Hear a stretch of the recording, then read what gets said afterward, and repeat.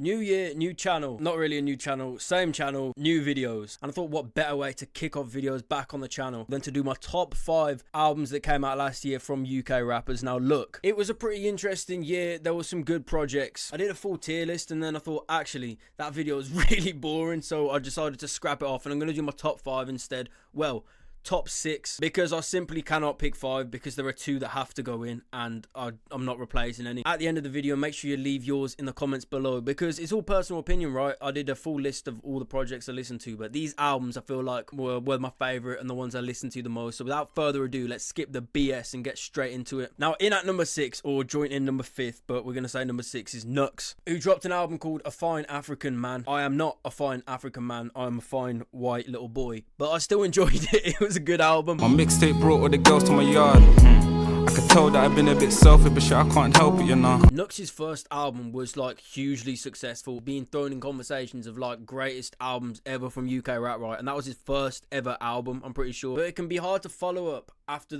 such a big success of your first album, right? And he had like all these hits on the album, but at the same time, it was actually like fucking cohesive and it was a really good album. Now, when I saw the artwork for the album and the name, A Fine African Man, I sort of thought, yeah, that we're probably gonna get like maybe might go a bit more afro swingy or a few more afro beats on the album, and that is what we got. Yo, who'da knew the future was golden? That gold tooth you weren't usually chosen.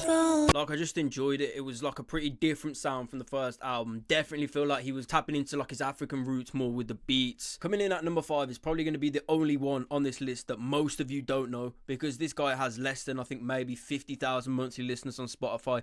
Definitely under 100,000 monthly listeners. But let me tell you, I'm not just putting him in here to be different. I'm putting him in here because he genuinely dropped one of the best albums this year. And that album is Hurts the New Sexy by Prof.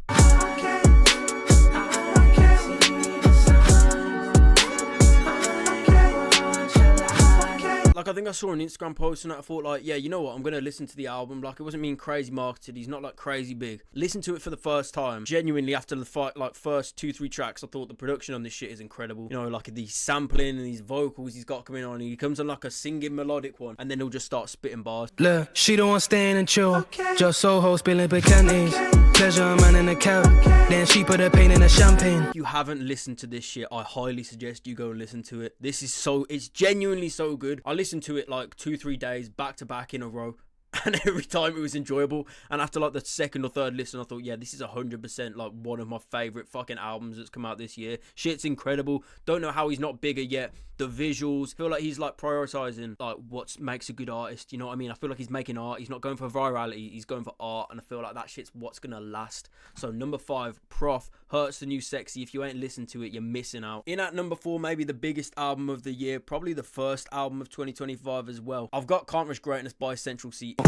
How do I put this pain into words? Like a bullet from a gun, it burns. Slept on a vandal sofa and I woke up with spots on my face from germs. As far as debut albums go, I think this was pretty perfect. And the first few times I listened to it, I was listening for the hits, I'm not gonna lie, I was listening for the bangers, something I could play in my headphones or in the car and, you know, get fucking hyped to and shit. As I've listened to it more and more through the year, I don't go back to those songs really, I'll be honest. Most of the songs I go back to are like the slower ones and the Limitless and the ones where he's getting a bit more lyrical on it and shit. Like, if I remember this time last year, the pressure was pretty high. You know, I remember people saying like, oh, this is make or break and shit. And I feel like he delivered on all fronts. I feel like there isn't really much more he could have done. I just want him to tap into that auto-tune bag again. The one thing people are complaining about Central C about is that he's going too American on his albums and he's trying to cater to the American audience too much. And my question is like, what the fuck do you expect him to do? Like, isn't that like the entire premise? Isn't that the entire plan? What, this guy was just gonna keep making drill mixtapes until he's 37? Like, there is some people that I really just don't think you can fucking win with. You know what I mean? You can make a Wild West and a 23 and basically wear drill out, because drill is pretty fucking worn out. So you get people saying, oh yeah, you need to change it up, drill's getting boring. And then there's other people, when you do change it up, saying, why are you changing? I knew when he dropped this album, I don't want to hear that much drill. We've heard it, we've had 2 mixtapes, like now is the time for growth. That is exactly what you should be doing. You should be dropping more slower, lyrical, melodic songs with artists from around the world. It's part of the growth, right? Like, people think if you're just trying to cater to like the American audience or the audience outside the UK, that suddenly you're turning on your own people. That's the whole point of being an artist, is to go worldwide, right? And I genuinely think people just love to complain about anything. I don't think really you could have done much better with that album. I think it like pretty much hit the nail on the head. Is there stuff I don't want to hear on the next album? Yeah, of course. Like, I don't need to be hearing how you're in the trap on every song when your net worth's like pushing 100 mil. As far as the album went, I don't think he really could have done much better, and it has aged pretty well. You know, it's been out pretty much a year now. In at number 3, what possibly might be my best album of the year, but I'm not going to say it's my favourite, but I genuinely think if we're going off best album, this is probably contender for number 1 or 2, and that is Black British Music by Jim Legacy. You're my ones and it ends. Yeah, said I'd change, it depends. You said I couldn't pretend. Told me that I couldn't fit in your lifestyle. Okay. Damn niggas bite swagger, then they wonder why it never sticks. Like, 2025 really was the year for artists showing it how it should be done. You know, Jim Legacy was doing a tour around the UK, mini venues. He dropped a really solid project. They've got visuals, you know what I mean? I feel like the days of making music for TikTok, at least in the UK, if you want to have a bit of motion in the UK, or you want to have impact, right? I think that's what it is. If you want to have impact, which means you want to last as an artist, you can't be going down this, I need to drop a tune on TikTok and go viral shit, because it's not really going to work, right? I could list you a handful of people that have dropped hits on TikTok that haven't really had a long-lasting impact, right? And I'm not going to come for them, but I'm just going to name a few off. You know, Leo Statrill, great, he did really viral on TikTok. I think he's genuinely musically talented, but I think him and his label or whoever, they prioritized going viral and going down the viral route rather than putting out a good project and building a core fan base. And I think that's probably where he struggled. Same with T-Can, same thing is going to happen to him. Like, you can't make a hit for TikTok and think that that's going to give you longevity. It's not going to happen. You need to slowly build as an artist and make it natural. Drop a project, make an actual cohesive, real good album, prioritize having visuals, prioritize building a community, and all the other shit will follow, and the views and the numbers and the money will all follow. If you prioritize getting that at the start, I feel like it's probably going to run out pretty quickly. And I feel like there is a small change coming in UK music right now where people can see through that shit. If you're dropping a tune that you just want to go viral on TikTok, yeah, people are going to hop on for the ride, but once the fucking roller coaster's over, they're hopping out and they're going on the Smiler or they're going on the white water rafts, you know what I mean? Whereas Jim Legacy and Jim Legacy and Prof, you know what I mean? I feel like I'm on the ghost train and I'm one of those psychos that enjoys it, so I'm going round again. And I'm going around again because I enjoy the ride and I enjoy being in the dark and being fucking scared and shit. You know what I mean? You don't want people to just hop on and hop off and join to the next artist. Like, if Jim Legacy drops another album, I'm going to go and listen to that shit because this one was that good. I don't like to do the comparisons, but I feel like Jim Legacy is this generation's Dave in terms of musical talent. The guy can produce, he can sing, direct. I don't know who directs his visuals, him or Christopher Nolan, whoever's doing this shit. Don't know who it is, but they're doing a great job. I feel like he is probably at the top of the bracket of like the new gen guys, but you're going to be around for at least another few years, because even if you drop an album in 3 years, people are going to wait, you know what I mean? I think that's what Psychodrama was 2019 and 2022, so you know, he could have another 2-3 year break to work on his next project and people will wait. Now we have reached the top 2. Wow, you're probably thinking, who is your top 2? You know what I mean? And I think people are going to be shocked, because in at number 2, oh, Knowledge, you don't know anything about music. Oh, it's a shocking take. Shut up. Why you on the 52nd floor just to take the piss? And somehow we've had to deal with higher stakes than this. Now the question you might have on your mind is, how is this number 2? How is this not number 1? How could you do this to Dave? Oh my, you should delete your channel, delete all your pages. Shut up! Literally one simple reason for that. But before that, I'll do the pros. What was good about it? Well, everyone who was complaining about this fucking album when it dropped, right, and saying, oh, it's so shit and this and that, since that first week when it dropped, I literally haven't heard another person call it shit, and all I've heard is people talking good things about it, because that's what it was. That's what happens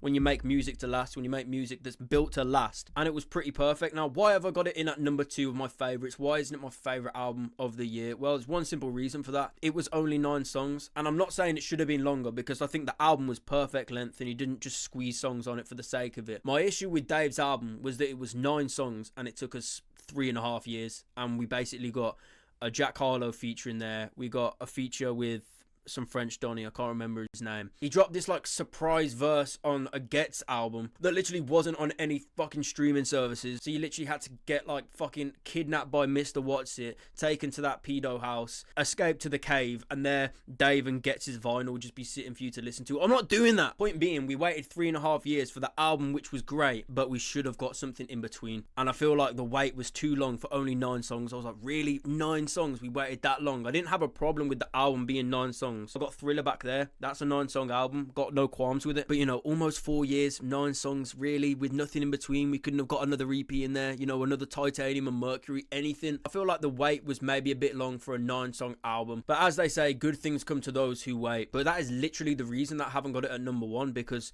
the album I've got at number 1 is like almost double the amount of songs. Also, this is a new channel. If you don't want to miss a video, which I hope you don't, subscribe to the channel. Get me to 1,000 subs. Let's start and hit 1,000 subs. We're doing well on the other channel, but this is completely different content. These are 2 completely different paths. So make sure you subscribe to this channel because I need it. I'm getting 0 bitches with 300 subs. Now we have reached number 1. Now you might be thinking, what the fuck could possibly be number 1? You're trying to play all the albums you listened to this year and you're thinking, what is in his top 5? What could possibly be my number 1 favorite album of the year?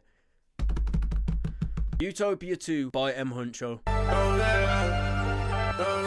It's 10:54, let's do it right now. Shit, off the juice right now. You did, on a wave right now. If I get the racks out, I won't ever lose count. Different day, but the same old shit. Hit a tea house, I didn't take no sips. I love UK wave music, and I think it is one of the best subgenres that our scene has to offer. And without a doubt, the number 1 in that whole scene is M. Huncho, and it has been the same for about 8 years, right? I appreciate everyone in that scene. I think everyone's hard, but in terms of consistency and quality on every project, bro, no one can compete. Genuinely, no one can compete. This motherfucker doesn't miss. Now, I put in a video on my main channel like a year ago. Utopia 1 was one of my top 10 UK rap albums of all time. Utopia 2 has been competing with the first one. 1054, Arteta, Rolex Tan, 4x4. That's like literally only the first 4 songs. The whole album is gas. Not to mention that he's really humble, sound as fuck, always showing love to the creators and reposting fans and shit like that. But that's a story for another day. It's coming up on 12 months since that album came out, and let me tell you, it is just as fun to listen to every single time. It has not got old. It's like 17 songs as well. It could be a while until an album comes up and knocks this one off the top of my list, because this shit was so good, bro. He's so consistent as well. But there you are. They are my top 5 UK rap albums of 2025. It's personal choice and people are going to disagree, but in terms of my favourite albums that dropped last year, I think those 5/6 are the ones that I've had the most fun with, that I'm still replaying, and they're just as fun as the first time I listened to them. So you let me know what yours are in the comments or on my Instagram or whatever you're watching this video on, which also gives me time to shout out my Instagram. Make sure you follow me on Instagram. Make sure you follow me. Subscribe to this channel as well. Make sure you subscribe to this channel if you haven't. Videos coming very regularly. Appreciate it. I'll catch you in a bit.